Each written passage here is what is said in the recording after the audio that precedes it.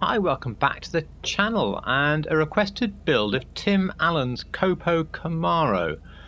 So it's a 1968 Camaro, but he's popped in a 500 horsepower LS7 engine. So it looks a little bit more mild than the internal wild. I'm building the car on the Vigero, which of course you can just steal from the street. I don't think they're available anymore to buy for cheap, but they're a very regular appearing car. And it's a COPO Camaro, COPO standing for Central Office Production Order.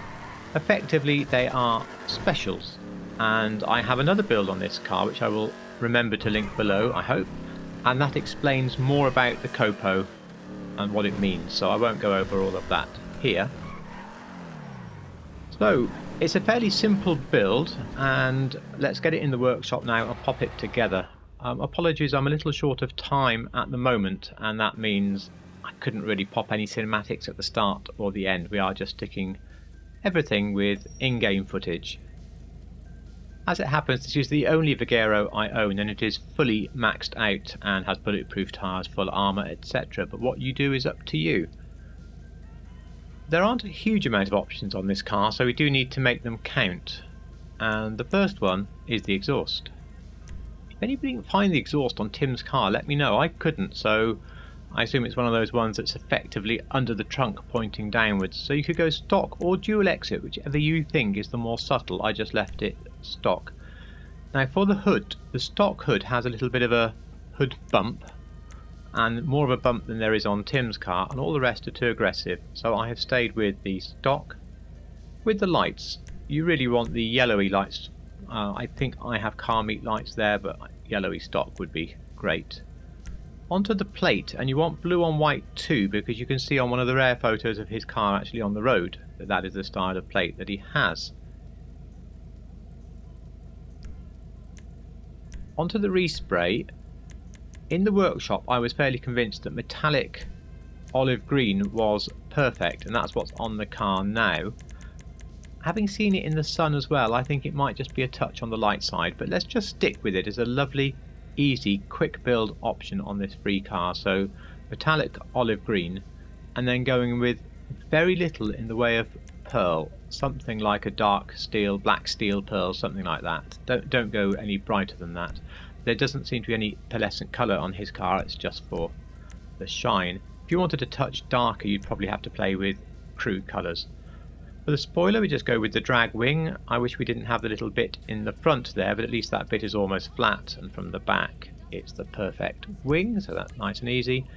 Suspension, I want to have the top of the tyres inside the arches by not too far, and that's what stock suspension is, so that's great. On down to wheels, and we pop into the muscle class. Chrome rims, the only real expense on this build, old school in chrome.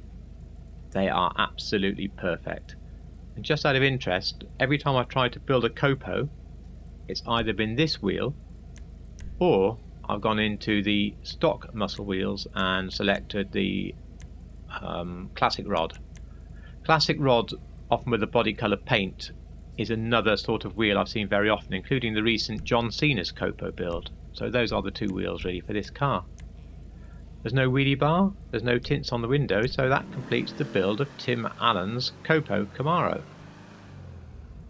I think this has come out quite well, and if you look at my other video as well, you'll realise there's a number of either Burger COPO or Yenko COPO Camaros that you can actually build, and it nearly always just really involves picking the colour that you really want, along with a couple of options you've seen on here.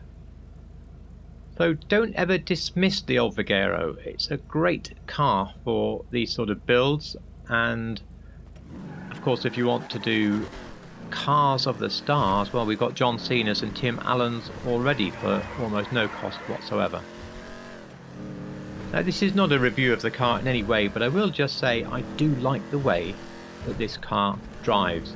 It does not oversteer too much, but it definitely oversteers when you want it, and that makes it feel like a muscle car. And also, a little bit like the Dominator you pick up on the street, you've got a really good engine noise on your free car, and you've got a better engine noise on your free car here and I'm afraid a lot of cars that you actually pay for. So yeah, it may be a bit short on options. It may not even really quite look like the very late 60s Camaro that it's supposed to be, but I think it's a good one. So thank you for joining me on this build. The next build will continue the muscle car theme. That will be on Sunday, and we actually have two very special, very individual muscle cars on Sunday. So I hope you can join me for that one. In the meantime, remember, drive safely in real life, but like a lunatic in the game. Thank you so much for watching.